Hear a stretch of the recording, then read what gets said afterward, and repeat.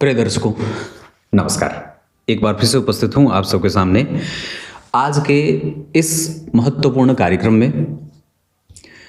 के आरंभ में मैं जो सूत्र बताऊंगा, उसके बाद कुंडली विश्लेषण, उसमें आज ये चर्चा करेंगे कि अगर किसी भी अवस्था में जन्म कुंडली के पंचम भाव से एक अच्छे शुक्र ग्रह की स्थिति बन जाए तो जातक के जीवन पे क्या उसका असर होता है। ग्रह जितने भी होते हैं वो दिशाओं से प्रभावित होते हैं। ये जन्म कुंडली को आपने दिशाओं में विभाजित कर दिया, ये पूरब है, ये पश्चिम है, ये उत्तर है, ये दक्षिण है। बाकी उसके बाद ये जो है वो आप उस दिशा में एक खास राशि को बना देते हैं। जन्म के समय पे जो राशि पूरब दिशा में थी वो वृश्चिक राशि थी। उसके बाद कौन कौन से ग्रह अपनी गति के हिसाब से किस राशि में भ्रमण कर रहे थे, उसके हिसाब से जातक की कुंडली बन जाती है। और जो कुंडली बनती है, जो चक्र बनता है कुंडली का, उस चक्र में पंचम भाव के उच्च के शुक्र का, जैसे यहाँ पे उच्च के बैठे हैं और उन पर केतु की दृष्टि है, उस शुक्र से दसम स्थान में गुरु चंद्रमा विराजमान है।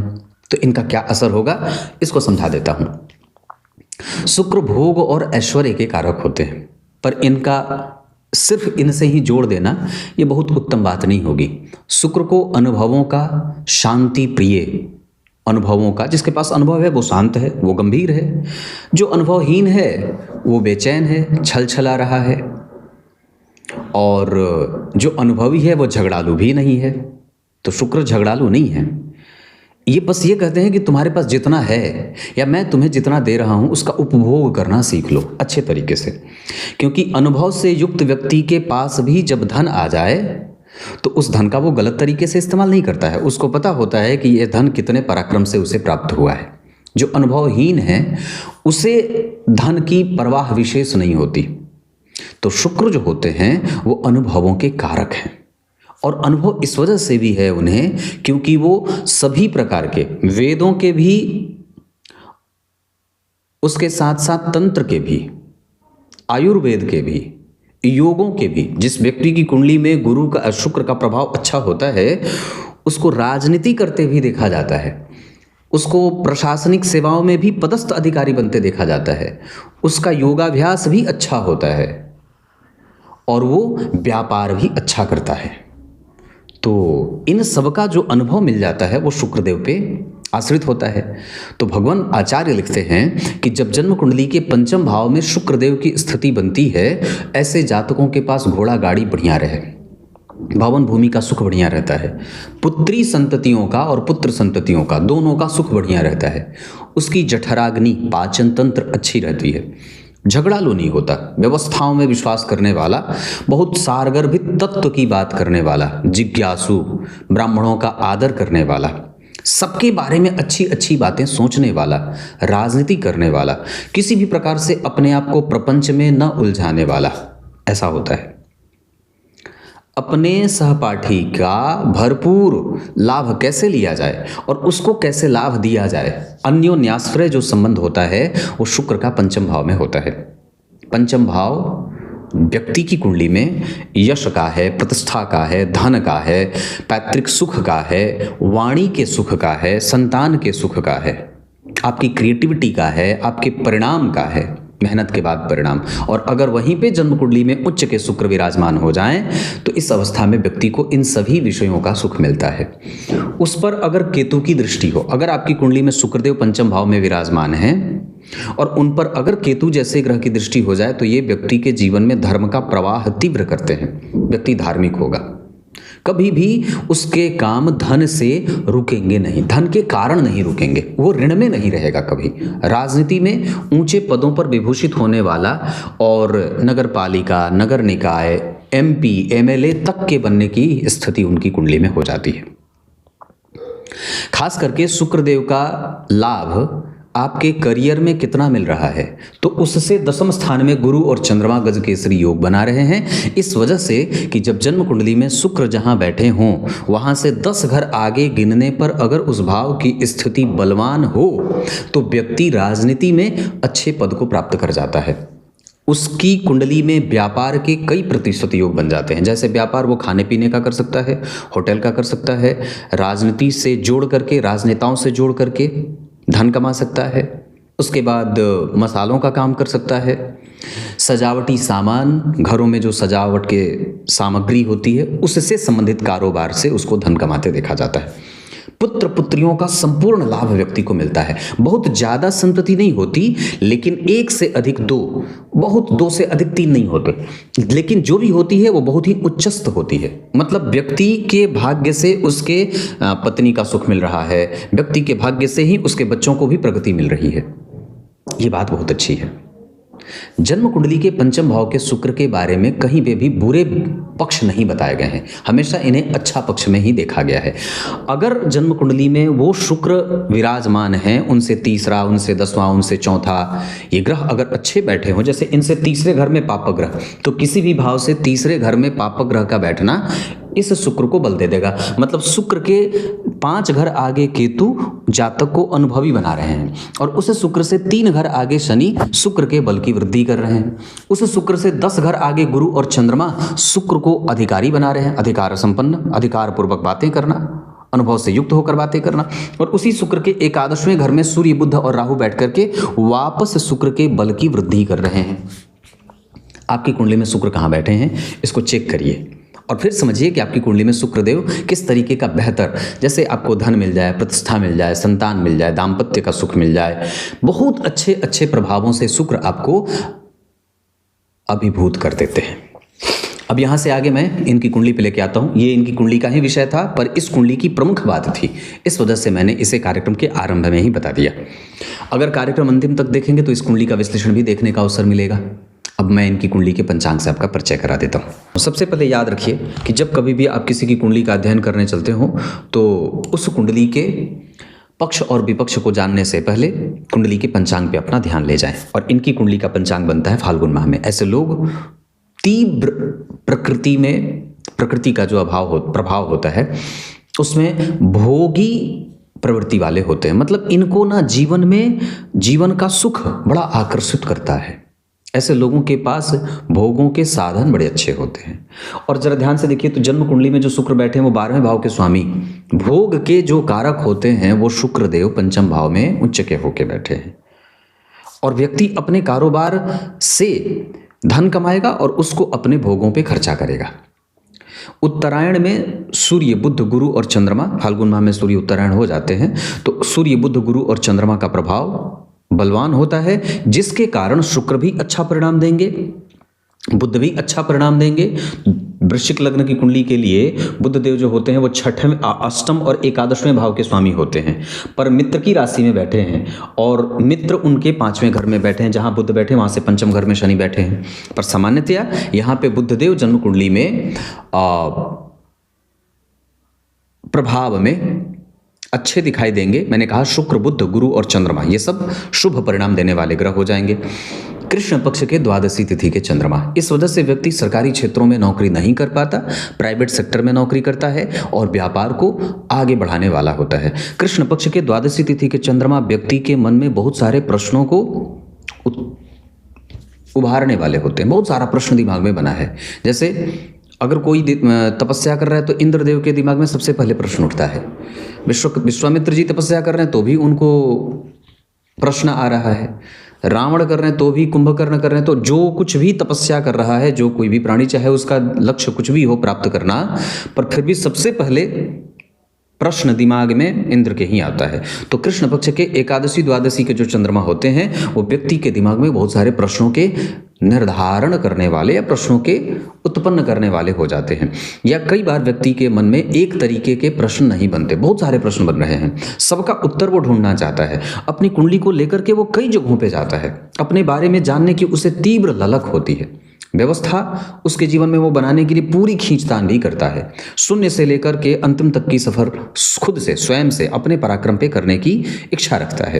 तो यहाँ पे चंद्रमा जो है वो पापक ग्रह होंगे और वो चंद्रमा भाग्य भाव के स्वामी हैं, धन भाव में बैठे हैं, धन भाव के अधिपति के साथ। अब यहाँ पे एक सूत्र है, लिखते हैं आचार्यवर कि जन्म कुंडली के धन भाव में अगर चंद्रमा बैठे हों और किसी भी शुभ भाव के स्वामी के साथ बैठे हों या शुभ भाव में बैठे हों तो कुंडली में ये चंद्रमा धनवान बनाने वाले हो जाते हैं। चंद्रमा को सबसे ज़्यादा बल पक्ष का मिलता है। पक्ष के बल से चंद्रमा कमज़ोर तो हो गए हैं, लेकिन सिद्धांतकार ये तीसरा सिद्धांत एक और कहता है कि लग्न, धन, चतुर्थ, पंचम और एकादशवें भाव के चंद्रमा जातक के लाभ के लिए जाने जाते हैं। पापक ग्रह होकर के भी अगर चंद्रमा के पास पक्ष का बल नहीं है और फिर भी अगर वो जन्म कुंडली के लग्न, द्वितीय, चतुर्थ, पंचम और एकादशवें भाव में बैठे हैं तो व्यक्ति का भाग्य उसके साथ खड़ा रहता है। मतलब ऐसा नहीं है कि व्यक्ति अपने भाग्य को कोसता हुआ नजर आएगा, ऐसा कभी भी नहीं होगा। वो हमेशा ही अपने भाग्य पे विश्वास करने वाला, ठाकुर जी पे विश्वास करने वाला, भोलेनाथ पे विश्वास करने वाला, अपने इष्ट पर विश्वास करके मेहनत करने वाला होता है, तीव्र पराक्रमी होता है। विचारों में कोई गलती और गंदा भाव नहीं है, क्योंकि द्वितीय भाव विचारों का होता है। भाग्य भाव के स्वामी द्वितीय भाव में बैठे हैं, अपने भाव से छठवें घर में। इस वजह से थोड़ा बहुत भाग्य में कमजोरी या भाग्य की चिंता जरूर देंगे, लेकिन विचार फिर भी सकारात्मक बने हुए हैं, क्योंकि द्वितीय भाव में हंस योग, चंद्रमा और गुरु गज केसरी योग लगा रहे हैं। इस वजह से यहाँ पे विचार बहुत अच्छा है, लालन पालन बहुत अच्छा है और व्यक्ति के व्यवहारों में बड़ी कुशलता देखने को मिलती है। वहाँ वो ज्योतिष शास्त्र, धर्मशास्त्र, अध्ययन, अध्यापन, मर्म को जानने वाला, पुराणों का जानकार, ऐसी चीज़ों में, विषयों में विषय रखने वाला होता है। तो ये शुक्रवार को जन्मे हैं। वार के अधिपति शुक्र बलवान हैं, उच्च के बैठे हैं। इस वजह से शुक्र का प्रतिफल जातक को करियर में, धर्म में, संतान में, दाम्पत्य में, परिवार में, कुटुंब में, वाणी में, विद्या में, बुद्धि में, विवेक में और सुख में लाभ मिल जाएगा। इसका अर्थ है कि शुक्र का प्रभाव बहुत उत्तम बन रहा है। गुरु और चंद्रमा और शुक्र तीनों एक साथ जातक के पक्ष में आ गए। पूर्वाषाढ़ा नक्षत्र, वैसे तो विचार करें तो इस पे वरुण देवता का प्रभाव होता है। ओम अदभ्यो नमः, इस मंत्र का जप व्यक्ति को करना चाहिए। कपास के पौधे की जड़ अपने गले में धारण करना चाहिए। वज्र योग, छोटा मोटा बीमार होना व्यक्ति के जीवन में बना रहेगा। वैसे कई बार बीपी, शुगर की समस्या भी हो जाती है वक्त के हिसाब से। ऐसे कोई लंबी बीमारी का खतरा इस कुंडली में नहीं दिखाई देगा, क्योंकि अष्टम भाव के अधिपति राहु के साथ और छठे भाव, अष्टम भाव के अधिपति सूर्य के साथ तीसरे भाव में बैठे हैं। तो व्यक्ति चाहे जितना भी विषम परिस्थिति में अपने आप को क्यों ना देखता हो, पर फिर भी जो जिम्मेदारी है उसको पूर्णतया निभाने की इच्छा रखता है। किसी भी अवस्था में अपनी जिम्मेदारी से वो अपने आप को भगाना नहीं चाहता। हमेशा माता पिता की सेवा, बच्चों का लालन पालन, उनके लिए डट कर मुकाबला करना, विपरीत परिस्थितियों को अपने पक्ष में लाने के लिए जद्दोजहद करना, ये सब राहु, बुध और सूर्य तीसरे भाव में बैठ करके करवा रहे हैं, जो कि फायदेमंद बात होगी। तो पूर्वाषाढ़ा नक्षत्र, मैंने कपास के जड़ की बात कही है। वज्र योग में जन्मे जो लोग होते हैं वो वज्र की भांति होते हैं, इंद्र का वज्र। जैसे विषम परिस्थिति चाहे जितनी भी बन जाए, पर उनका आपा नहीं खोता। वो सदैव स्थिर मानसिकता के साथ आगे बढ़ते हैं। हाँ, जिज्ञासु बहुत होते हैं। उसके बाद तैतलकरण, क्षत्रिय वर्ण और मनुष्यगण, व्यापारिक योग। मनुष्यगण और क्षत्रिय वर्ण के होने के कारण व्यक्ति में रजस तत्व का प्रभाव रहेगा और वो इच्छाओं में विश्वास करता है, इच्छा पूर्ति में विश्वास रखता है। किसी भी अवस्था में अपने आप को धनहीन होते नहीं देखना चाहता है और सदैव राजनीतिज्ञों से साठ गांठ बना कर रहने वाला भी होता है। वहाँ पे ईर्ष्या भी है, द्वेष भी है, लेकिन हाँ, यहाँ पे किसी भी प्रकार से कोई प्रपंच जातक के साथ नहीं होगा, क्योंकि सूर्य स्वतंत्र है और शनि स्वतंत्र है। सूर्य राहु के साथ है, इस वजह से धन कमाने में व्यक्ति को जरूर थोड़ी बहुत दिक्कत होती है, लेकिन फिर भी कुंडली का पक्ष 100% जातक के साथ खड़ा है। ये आपकी कुंडली का पंचांग है। अब यहाँ से मैं आगे बढ़कर के कुंडली में ग्रहों के अंशों से आपका परिचय करा देता हूँ। अगर ग्रहों के डिग्री की बात करेंगे तो सबसे पहले लग्न का मान 12 अंश का है, जो प्रबुद्ध है। सूर्य अनुराधा नक्षत्र का लग्न बना है और शनि लग्न के नक्षत्र के स्वामी शनि मित्र की राशि में बैठ करके लग्न को देख रहे हैं। दशम स्थान में वो अति विशिष्ट कारक होते हैं। मित्र की राशि में बैठे हैं, जहां बैठे हैं उसका डिस्पोजिटर प्लैनेट उच्च का है और जहां शुक्र बैठे हैं उसका स्वामी भी तृतीय भाव में बलवान, द्वितीय भाव में। नवांश चक्र में वही शनि स्वग्रही हो रहे हैं और दशमांश चक्र में पंचम भाव में आ रहे हैं। चतुर्थेश के साथ पंचमेश का परिवर्तन ये व्यक्ति के जीवन में, कारोबार में तीव्र बुद्धि का और अलौकिक सुखों को देने वाले हो जाते हैं। तो ये आपकी कुंडली में शनिदेव हो गए। उसके बाद अगर विचार करें सूर्य पे, तो सूर्य आपकी कुंडली में 28 अंश पे बैठे हैं, आत्मकारक ग्रह होंगे। नवांश कुंडली में उनकी ही राशि में बुध के बैठने के कारण बुध इस कुंडली के लिए भाग्येश होकर के सबसे प्रमुख ग्रह हो जाएंगे, जो व्यक्ति को संततिवान बनाएंगे। सूर्य धनिष्ठा नक्षत्र में और मंगल स्वग्रही, इस वजह से सूर्य का 100% परिणाम जातक को पराक्रमी और साहसी बनाएगा। चंद्रमा 18 अंश पे 42 कला के साथ पूर्वाषाढ़ा नक्षत्र में शुक्र उच्च के हैं, तो सूर्य भी बलवान हो गए और चंद्रमा भी बलवान हो गए, क्योंकि वृश्चिक लग्न की कुंडली के लिए नवम भाव के स्वामी होकर धन भाव में जिस राशि में बैठे हैं पूर्वाषाढ़ा नक्षत्र में, उसका स्वामी शुक्र उच्च का है। इस वजह से सूर्य और चंद्रमा जैसे दो प्रकाशक ग्रह आपके पक्ष में निर्णय देने वाले स्वतः बन रहे हैं। नवांश कुंडली में वो दशम भाव के स्वामी होकर के कन्या राशि में बैठ रहे हैं, राशि के अधिपति के सन्निकट दशमांशा चक्र में अपनी राशि की तरफ बढ़ रहे हैं, गुरु से दृष्ट हैं, मंगल और सूर्य का संपर्क है। इस वजह से चंद्रमा की दशा में भी व्यक्ति का रिसर्च, डेवलपमेंटल थ्योरी और एनालिटिकल व्यू और साथ ही साथ व्यय पे नियंत्रण, ये सब मिलता रहेगा। मंगल इस कुंडली के लग्नेश होकर के स्वग्रही बैठे हैं, अपनी राशि में नहीं बैठे होते तो गड़बड़ होता। गुरु से दृष्ट है, पीछे शुक्र आगे शनि, जिसमें कोई भी ग्रह वक्री नहीं है, तो मंगल भी आपके पक्ष में आ गए। अश्विनी नक्षत्र में बैठे हैं और केतु जन्म कुंडली में पुष्य नक्षत्र में बैठे हैं धर्म भाव में। इस वजह से मंगल का प्रभाव धर्म के लिए, आध्यात्म के लिए, दानशीलता के लिए अच्छा हो जाएगा। व्यक्ति कभी भी धन देने में संकोच नहीं करता है और धार्मिक कृत्यों में उसकी जो जीवन की गति है वो बनी रहती है। मंगल नवांश चक्र में मिथुन राशि में बैठे हैं, जो कभी कभी छोटे मोटे मतभेद दिखा सकते हैं, जबकि दशमांशा चक्र में वापस वो मिथुन राशि में आ रहे हैं। इस वजह से व्यक्ति के पराक्रम को बढ़ाने वाले होंगे। मंगल जन्म कुंडली में 7 अंश पे बैठे हैं, इस वजह से साहस और बल, धैर्य, पराक्रम व्यक्ति के पास रहेगा। जबकि बुध की अगर बात करते हैं तो बुध आपकी कुंडली में 24 अंश पे बैठे हैं, धनिष्ठा नक्षत्र में, मंगल जन्म कुंडली में स्वग्रही।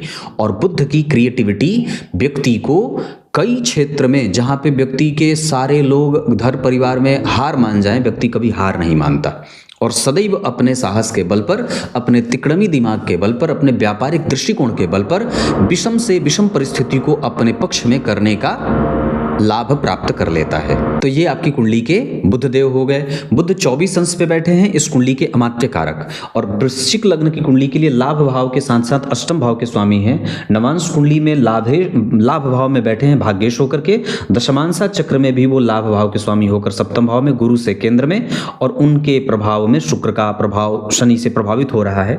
हालांकि ये कई बार व्यक्ति को माता और पिता का आशीर्वाद, दादा दादी का सुख प्राप्त करने वाला, बड़ों का आदर करने वाला या उनके आशीर्वाद से अभिषिक्त होने वाला बना देते हैं।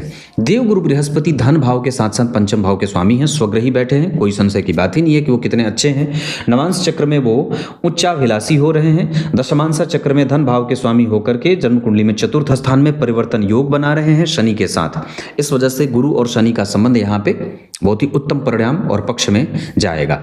देव गुरु बृहस्पति 7 अंश पे बैठे हैं मूल नक्षत्र में, और केतु पुष्य नक्षत्र में।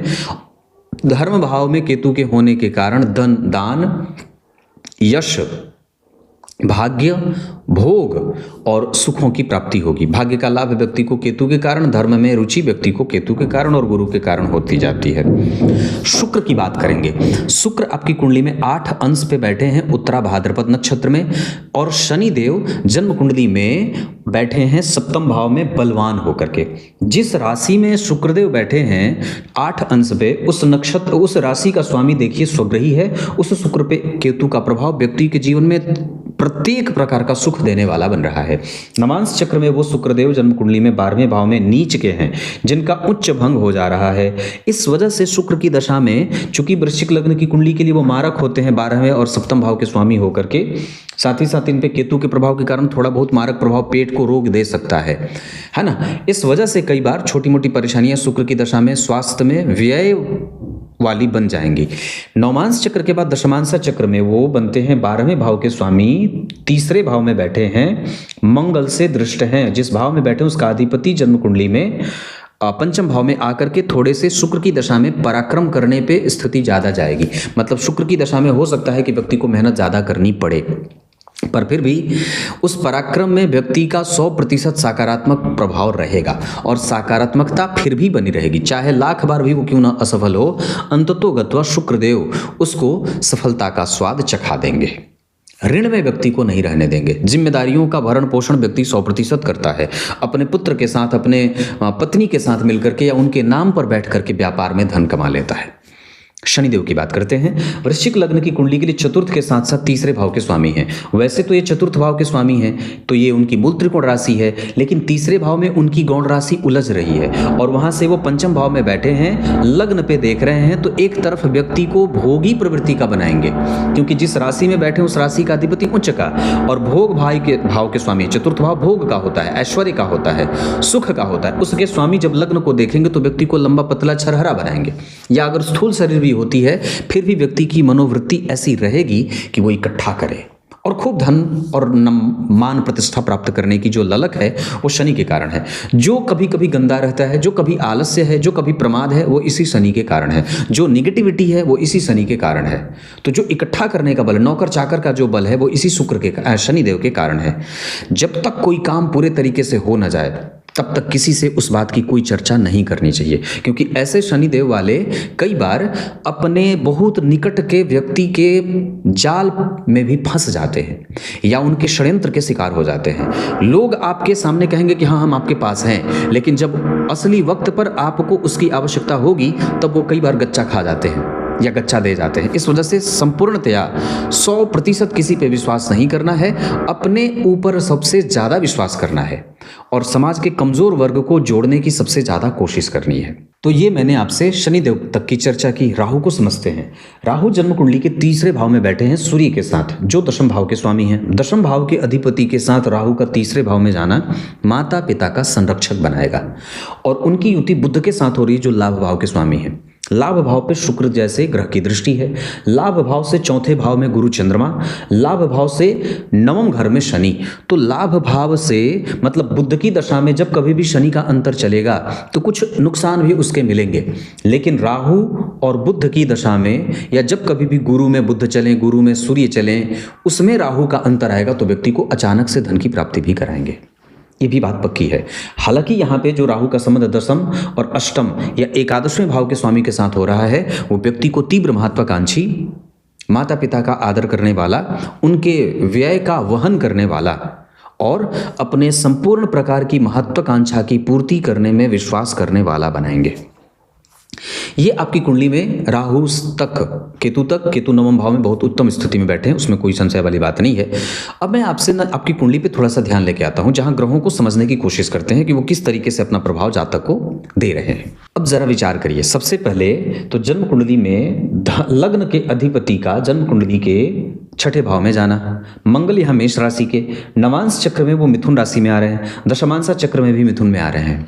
इसका अर्थ होगा कि आपके कारोबार पे जैसे विवाह हो जाएगा उसका प्रभाव बढ़ेगा, या विवाह होने के बाद व्यक्ति के कारोबार पे फोकस बढ़ जाए, ऐसी स्थिति बनेगी, क्योंकि मंगल यहाँ सप्तम भाव से कहीं ना कहीं संबंध बना रहे हैं। यहाँ भी जन्म कुंडली में मंगल का जो संबंध है वो दशम भाव के स्वामी के साथ और एकादशवें भाव के स्वामी के दम भाव के स्वामी के साथ हो रहा है।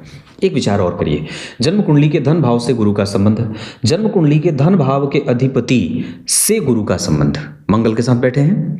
जन्म कुंडली के धन भाव के अधिपति गुरु का संबंध मंगल से बन रहा है, जो लग्न के अधिपति हैं। फिर से समझते हैं इसको। जन्म कुंडली के धन भाव पे गुरु का प्रभाव, जन्म कुंडली के धन भाव के अधिपति मंगल के साथ गुरु बैठ गए और जन्म कुंडली के धन भाव में राहु बैठे हैं, जो बहुत उत्तम परिणाम देंगे। और ये देख रहे हैं धनेश होकर के चतुर्थ भाव में बैठ करके लग्न के अधिपति गुरु के ऊपर, साथ ही साथ दशम भाव के अधिपति सूर्य के ऊपर भी उनकी दृष्टि जा रही है और भाग्य भाव के अधिपति पर भी उनकी दृष्टि जा रही है। और होते कौन है? वृश्चिक लग्न की कुंडली के लिए पंचम और धन भाव के स्वामी। इस वजह से गुरु की महादशा में चंद्रमा, मंगल, सूर्य और यहां तक कि राहु और केतु भी अच्छे परिणाम देने वाले बनेंगे। और चल रही है अभी वर्तमान में गुरु की दशा। इस दशा काल को आप जितना ज्यादा हो सके अपने पक्ष में लाइए और आ ही जाएंगे। उसके बाद देखिए, भाग्य भाव का संबंध जन्म कुंडली में गुरु के साथ हो रहा है। ये अपने आप में बहुत उत्तम और व्यक्ति के धर्म के प्रभाव को वृद्धि में ले जाने वाले हैं।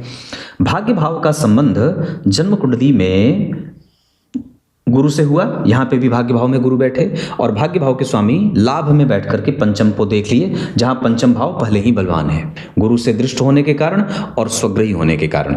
इसका अर्थ होगा कि व्यक्ति के कारोबार में और दाम्पत्य का सुख भाग्य को बढ़ाने वाला है, या भाग्य में दाम्पत्य का सुख भी बहुत अच्छा है। यहाँ पर भाग्य भाव के जो स्वामी हैं उनका भी संबंध चंद्रमा से बन रहा है, गुरु से संबंध बन रहा है। इसका अर्थ है कि भाग्य भाव से अगर किसी भी जातक की कुंडली में भाग्य भाव से संबंध गुरु का बनता हो या सूर्य का बनता हो, या जन्म कुंडली के अष्टम भाव से अगर सूर्य और चंद्रमा का संबंध बनता हो, यहाँ पे अष्टम भाव के स्वामी बुध बनते हैं, जन्म कुंडली में धन भाव में बैठे हैं, मतलब बुध जन्म कुंडली के तीसरे भाव में और चंद्रमा का संबंध अष्टम भाव पे है। विचार करिए, फिर से कहता हूं, जन्म कुंडली के अष्टम भाव पर चंद्रमा की दृष्टि है, अष्टमेश सूर्य के साथ बैठे हैं। तो क्या सिद्धांत, इस पे मैंने अपने मेन चैनल पे कार्यक्रम बनाया था कि जन्म कुंडली के अष्टम भाव का संबंध, अष्टम भाव में सूर्य चंद्रमा बैठे होंगे तो भी कोई दोष वाली बात नहीं है, लेकिन अगर अष्टम भाव का संबंध या अष्टम भाव से या अष्टमेश अगर सूर्य या चंद्रमा से संबंधित हो जाते हैं तो ये सभी प्रकार के राजयोगों पे भारी पड़ जाता है और बहुत ही उत्तम परिणाम देता है। यहाँ पे अष्टम भाव का संबंध जन्म कुंडली में जो शुक्र हैं वो देखिए चंद्रमा और सूर्य दोनों के साथ बैठे हैं। बाप रे बाप, ये इतना अच्छा होता है कि आप इसकी 100% से भी ज्यादा बार प्रशंसा कर सकते हैं। इत्तेफाक नहीं है ये बहुत ही मतलब बनाई गई कुंडली है। उसके बाद देखिए यहाँ पे अष्टम भाव से ही सूर्य और चंद्रमा दोनों बैठ रहे हैं और अष्टम भाव के स्वामी जन्म कुंडली में कहाँ बैठे हैं? सप्तम भाव में, लग्न को देख रहे हैं। ये इसका अर्थ ये होता है, और गुरु से दोनों ही इतना, ये मतलब आप इसको धन मान पर, अब मेरे लिए इसके पास इस ग्रह युति के लिए, ग्रह संबंध के लिए मेरे पास कोई शब्द नहीं है और इसकी मैं सब तरीके से बहुत बार प्रशंसा करूंगा। ये इस कुंडली की एकमात्र ऐसी स्थिति बनी है जो भगवान की कृपा अद्भुत रूप से व्यक्ति को प्राप्त करा रही है। तो ये कुंडली के कुछ अच्छे संबंध हो गए। उसके बाद ये कुंडली की सबसे अच्छी बात है, जन्म कुंडली में व्यक्तित्व 100% बहुत अच्छा, सफलता भी मिलेगी। बस जो प्रभाव है हमें अपनी वाणी पे रखने की आवश्यकता है। उसके बाद विचार करें तो पराक्रम 100% बहुत अच्छा है। व्यक्ति अपनी संपत्ति छोड़ के भी जाएगा। बुद्धि विवेक कभी कभी अनायास परेशान हो जाते हैं। उसके बाद नौकरी और व्यापार में 1,00,000% व्यापार ही करना है, व्यापार ही सफलता देगी। राजनीति वगैरह में बहुत छोटे तबके के जो लोग हैं, निचले वर्ग के लोग हैं, उनके साथ अपने संबंध अच्छे रखने होंगे। भाग्य के सुख को अभिवृद्धि में ले जाने के लिए शिव जी की पूजा करनी होगी, या साथ ही साथ सूर्य नारायण की उपासना भी करनी होगी। आदित्य हृदय का पाठ अनुष्ठानिक रूप से रविवार को 21 बार करें। घर में गुलाब के पुष्प भी लगा करके रखें, कमल के पुष्पों का भी उगाना बहुत अच्छा रहेगा। धर्म को और भी ज्यादा वृद्धि देने के लिए मैंने कहा शिव जी और सूर्य भगवान की पूजा करें। और साथ ही साथ इस कुंडली की सामाजिक प्रतिष्ठा बड़ी अच्छी है, भाग्यशाली होने का वर इस कुंडली को मिला हुआ है। और साथ ही साथ ये कुंडली अपने लक्ष्यों को 100% अपने पराक्रम के बल पे प्राप्त भी कर जाएगी, इसमें भी जरा संदेह नहीं है। और अपने समस्त प्रकार की जिम्मेदारियों का निर्वहन भी करेगी, इसमें भी कोई संदेह नहीं है। तो कुंडली को मैं बहुत अच्छा अंक दे रहा हूं। और मैं क्या दे सकता हूं, मेरी क्या विसात, लेकिन फिर भी इस कुंडली में भगवान की जो कृपा प्राप्त हो रही है, खास करके अष्टम भाव से सूर्य चंद्रमा का, लाभ भाव से गुरु चंद्रमा का, लाभ भाव से केंद्र में, लाभ भाव के अधिपति सूर्य धन का योग, बुध के साथ परिवर्तन, लाभ भाव के अधिपति जन्म कुंडली में भाव से पंचम भाव में, और लाभेश जन्म कुंडली में अगर पंचम भाव में जाते हो या नवम पंचम का संबंध बनाते हो तो कुंडली को बहुत ऊंची सफलता दे जाते हैं। विभिन्न वर्ग चार्ट पे आपका ध्यान लेके आता हूं। हमें किन दशाओं में स्वास्थ्य का ध्यान रखना है? शनि, राहु और केतु की दशा में हमें स्वास्थ्य का ध्यान रखना होगा। इस दौरान कई बार जांघों में और कमर के नीचे के हिस्सों में दर्द या परेशानी बढ़ सकती है। राहु और केतु की दशा में भवन भूमि वाहन का सुख कमजोर है, जबकि शनि, बुध, गुरु, शुक्र और चंद्रमा की दशा में भवन भूमि, गाड़ी घोड़ा का सुख बढ़िया है। भाग्य का लाभ आपकी कुंडली में मिलेगा शनि की दशा में, शुक्र और चंद्रमा के साथ गुरु और मंगल की दशा में। मंगल और राहु की दशा में धर्म में रुचि बढ़ेगी। सूर्य और बुध की दशा में भी धर्म में धार्मिक मांगलिक कृत्य होते नजर आ रहे हैं। मंगल, गुरु, बुध और सूर्य जन्म कुंडली में अपने बल पे पराक्रम करके परिणाम प्राप्त करने के लाभ देंगे, जबकि शनि, चंद्रमा, शुक्र, राहु और केतु मानसिक शांति देकर के थोड़े बहुत व्यय के साथ परिणाम देने वाले ग्रह बन रहे हैं। माता और पिता का प्रभाव आपको थोड़ा बहुत सावधान रहना होगा सूर्य की दशा में, और साथ ही साथ शुक्र की दशा में पिता को लेकर के, जबकि बुध की दशा में और शनि की दशा में माता को लेकर के सावधान रहना होगा। संतान पक्ष आपकी कुंडली में 100% बहुत अच्छी है, इसमें जरा भी कोई संदेह नहीं है कि आपकी कुंडली में संतान का सुख बहुत उत्तम है, क्योंकि सप्तमांसा चक्र में शुक्र, मंगल, चंद्रमा, उसके बाद शनि, बुध, गुरु सारे ग्रह आपके पक्ष में आ रहे हैं। इसके बाद अगर मैं और भी चीज़ें बता दूं तो कुंडली में शुक्र की दशा धन और मान प्रतिष्ठा भी बढ़ाएगी, पर व्यय भी दे सकती है। गुरु की दशा में अचानक से धन की प्राप्ति का योग बनेगा। सूर्य और बुध की दशा में मेहनत बढ़ेगी, जबकि चंद्रमा की दशा में धन इकट्ठा भी होगा। इतनी सारी चीज़ें हैं। सूर्य को बलवान बनाइए, नियमित दिनचर्या का पालन करके, अर्घ दे करके। मांसाहार का त्याग करें, रविवार को नमक का सेवन बंद करें। चंद्रमा को बलवान बनाइए, नियमित दिनचर्या का पालन करके और साथ ही साथ शिव जी की पूजा करके। मंगल देव बजरंगबली के 12 नामों का नित्य उच्चारण 12 बार करें। गणेश जी को दुर्वा और दूध अर्पित करें। देवगुरु बृहस्पति के लिए गुरु मंत्र का जप करें। बाकी शुक्र, शनि, राहु और केतु 25% का परिणाम कर रहे हैं। इस कुंडली के लिए वो अच्छे होते भी नहीं हैं, और अगर वो वृद्ध होकर के बैठे हैं तो अच्छी बात है, क्योंकि अगर वो बहुत ज़्यादा बलवान हो जाएंगे तो कुंडली को कई बार चुनौतियों से भर देंगे, जो कि बहुत अच्छी कुंडली को एक तरीके से परमात्मा की विशेष कृपा प्राप्त है कि जिसको जितना बलवान होना चाहिए था वो ग्रह उतना ही बलवान होके भी बैठा है। बेसिक चीज़ों पे लेके आता हूं। अंक इस कुंडली के लिए 6 और 9 अच्छे रहेंगे। धन कमाने के लिए आपकी कुंडली उत्तर पूर्व दिशा में जा सकती है। भवन जिसमें आप निवास कर सकते हैं वो उत्तर दिशा का मकान अच्छा रहेगा। इस कुंडली में शुक्र यानी कि मीन राशि और कर्क राशि के जातकों से मैत्री अच्छी रहेगी। पार्टनरशिप में भी ये कुंडली काम कर सकती है। सिंह, मकर और वृष वालों से बचने की आवश्यकता है। दिन आपकी कुंडली के लिए गुरुवार और सोमवार का अच्छा रहेगा। रविवार को नमक का सेवन बिल्कुल भी नहीं करना चाहिए। इतनी सारी चीजें हैं। मारक कौन कौन से ग्रह होंगे इसको समझते हैं। जन्म कुंडली में गुरु और चंद्रमा द्वितीय भाव में भले बैठे हैं, पर वो मारक नहीं होंगे।